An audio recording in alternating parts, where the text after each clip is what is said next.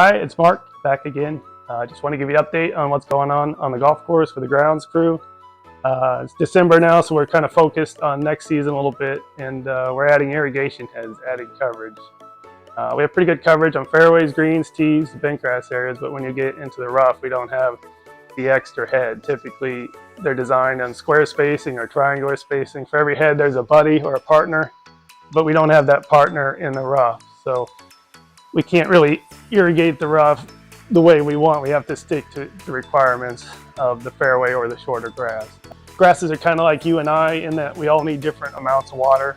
You've all seen that equation where you're supposed to divide your body weight by 8 and it comes out to some crazy, ridiculous number of water you're supposed to drink for the day. But the turf is the same way.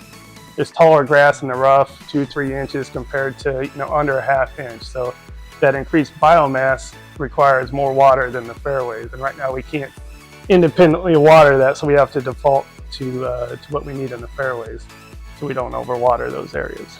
So we've been adding, these are our typical irrigation head, hooks onto the pipe here. Got these fancy swing arms that have little O-rings in them. We can actually change the heights, which makes it real easy. Every head has a valve in the bottom so we can control it individually.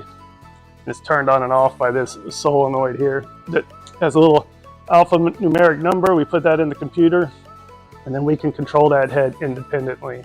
Time, separate from every other head, so that's a nice tool. We're also adding these, and we've been adding these for about 10 years. I think we've added a lot, but the lateral spacing in the fairways is about 65 feet, and I think we have one of these in almost every fairway now and 2 on every green. It allows us to hook hoses in.